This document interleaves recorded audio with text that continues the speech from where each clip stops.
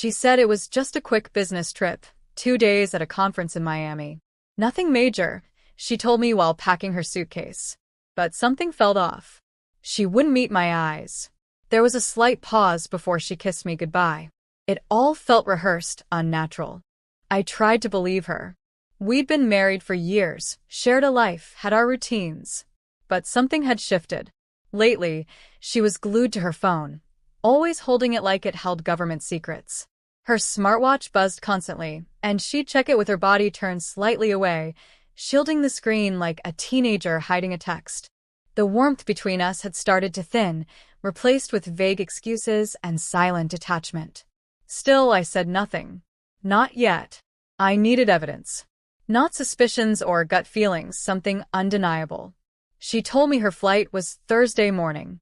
I hugged her, smiled, and said I'd miss her. On the outside, I was calm. Inside, I had already set my plan in motion. Her name is Madison.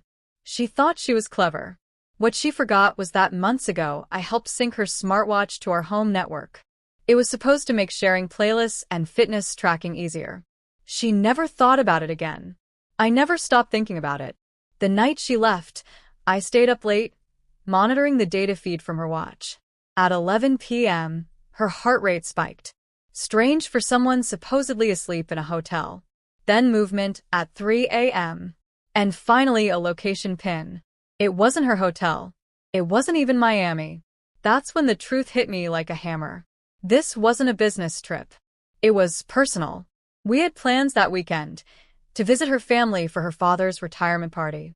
But she canceled last minute, saying she had to work. I told them I'd still come. Everyone was disappointed, especially her dad, who had always treated me like his own son. It hurt knowing what she was really doing while he waited to celebrate with her.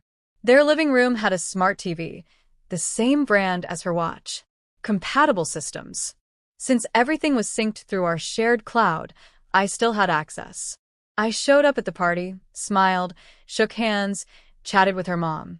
I waited. Halfway through dinner, her dad stood up to give a speech. Everyone was smiling, warm, relaxed. That's when I stood and said, Madison has a surprise. A message she wanted to share. Her mom clapped, delighted. I pulled out my phone, connected to the cloud, and tapped mirror screen. The TV came to life. Her name appeared. At first, it displayed fitness logs, steps, heart rate, the usual. Someone chuckled, saying she was dedicated to staying in shape. Then the notifications started popping up. Messages from an unknown contact. Miss you already. Last night was amazing. You forgot your hoodie, babe. Then came the photos, selfies in bed, a wine glass, a man's arm draped over her bare shoulder. More pictures of them together. Him, shirtless, kissing her neck. All time-stamped. All tagged with a location. Not Miami. Not a hotel. A private rental in Key West. The room fell silent. Her mom gasped. Her brother stiffened, fists clenched. Her dad stared at the screen, unmoving. I didn't say a word. I let the images speak. Then, to drive it home, I opened her messages. Wish we didn't have to hide. Maybe someday we won't. Don't worry, he suspects nothing. Just act normal when I get back. Someone whispered, What the hell? I stepped back, arms folded. My heart was racing, but my voice came out steady. She told me it was a business trip. I thought you all deserved the truth. Her mom stared, stunned. Her brother's jaw tightened. Her dad walked out without saying a word. I think this must be someone else's device, her mom said weakly, like a plea. It's hers, I replied. Synced to our cloud. These are her messages, her photos, her watch. Then I played one last thing, a voice memo. Madison, talking to herself. Note to self. Book the rental under a fake name next time. Can't risk the date showing on the receipt again. And delete this later. Seriously. Another recording. He's getting suspicious. Think he saw one of the texts. Need to fake a work emergency or something. I paused the audio and looked around the room. These were the people who had welcomed me into their family, who had loved her, trusted her. Now they saw the truth. I didn't want this, I said quietly. I just needed to know I wasn't crazy. And now I do. Her mom sobbed silently into a napkin. Why wouldn't she just tell us? She whispered. Because liars don't just lie to cover things up, I said. They lie to protect the image they want you to believe. Her brother asked, What are you going to do now? I've already spoken to a lawyer, I told him. The divorce papers are being filed. She'll be served this week. This time, the silence in the room didn't feel tense. It felt final, like something ending. I said my goodbyes and left. I didn't need to stand there among the wreckage. They had seen enough. That was all that mattered. That night, she called. Then texted. How could you do that at my parents' house? Please just talk to me. You embarrass me in front of everyone. That was cruel. I didn't reply. I didn't block her either. I let the silence echo back. I wanted her to sit with it, to feel the weight of her own deception, to hear how loud the truth becomes when the lies run out. Then, at 2 a.m., the saddest message of all. I didn't mean for it to get this far. They never do. No one sets out to wreck a marriage. They just don't stop when the fire feels good in their hands. The days that followed were strangely quiet. I avoided mutual friends, drowned myself in work. But the fallout still came. Her family stopped defending her. Her mother called me, not her, to apologize. She made terrible choices, she said. I don't know what's going on with her. I thanked her. But forgiveness wasn't mine to give for Madison. That was hers to earn, and mine to release. At first, I thought I was alone. But then others came forward. Old friends, former coworkers, even someone from college. Turns out, this wasn't Madison's first betrayal. Just the first time, she couldn't sweep it under the rug. That's when I understood. This wasn't about me. It was about the kind of person Madison had always been when no one was watching. Only now the spotlight was on. I used to think the hardest part would be discovering the betrayal, seeing the photos, reading the texts, watching the family shock. But what hurt the most was the silence that followed. No more lies. No more pretending. Just the raw weight of the truth, hanging in the air like smoke after a fire. Madison didn't give up easily. She called, texted, even showed up at the house one night, sobbing at the door, begging to talk. I stood on the other side, unmoving.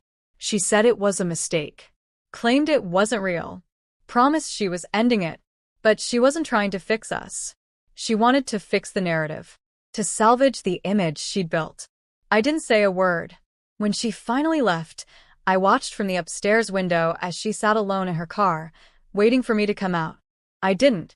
That was the last time I saw her.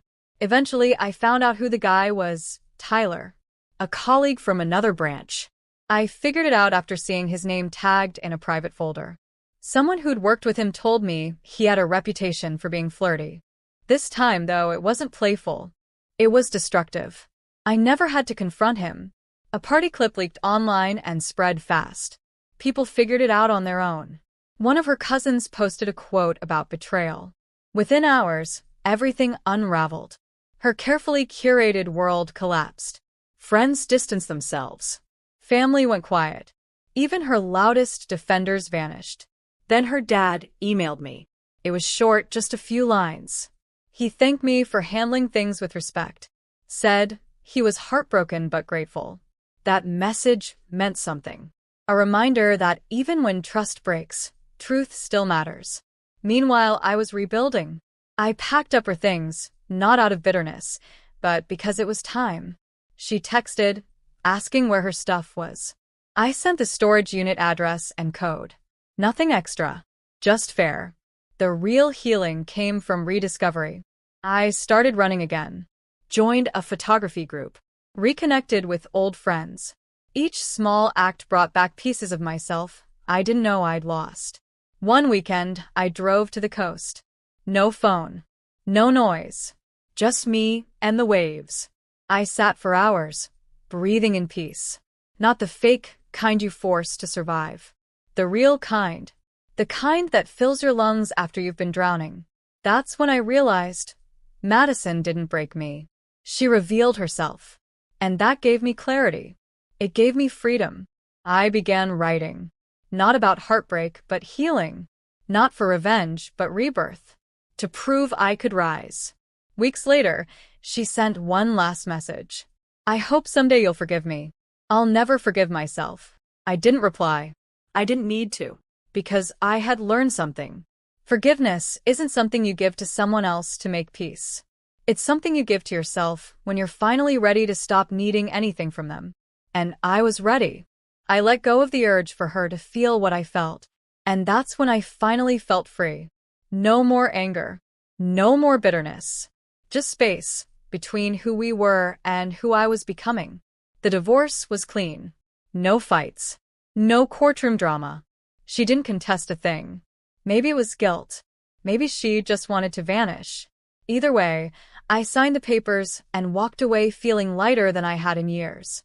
What she did taught me this. Trust is everything. A relationship without it is like a house made of sand, beautiful, but it crumbles at the first tremor. After the dust settled, I spent time with people who made me feel grounded. My brother and I reconnected. He'd always had doubts about Madison but stayed quiet out of respect. Now we meet on weekends for burgers and football. A peaceful life. Friends nudged me to date again. But I wasn't trying to fill a hole. I was rediscovering who I was and what kind of loyalty I deserved. One night, I ended up at a small rooftop event. Nothing fancy, just music and relaxed vibes. That's where I met Claire. It wasn't sparks or magic. It was easy. We talked about cameras, bad movies, and how even good people make big mistakes. I didn't tell her my story at first. But when I did, weeks later, she didn't flinch. You deserve better, she said. No pity. Just understanding. And that's when I truly knew healing doesn't come from someone else's regret. It comes from growth. From proving to yourself that you survived something painful and came out stronger. I don't know where Madison is now. And I don't wonder. Remorse isn't my burden. She made her choices. I made mine. But here's what I've learned. When you let someone expose themselves in front of the very people they swore would never know, that's justice. Not because you shouted. Not because you tried to ruin them. Because you stopped protecting them and let the truth speak. And the truth always gets loud enough when you stop silencing it. So if you've been lied to, betrayed, made to doubt your instincts, listen to me. You are not broken. You are not naive. You simply gave love to someone who didn't deserve it. But that love, it's still yours. And when you give it to someone worthy, or use it to rebuild the best parts of yourself, that's where something powerful begins.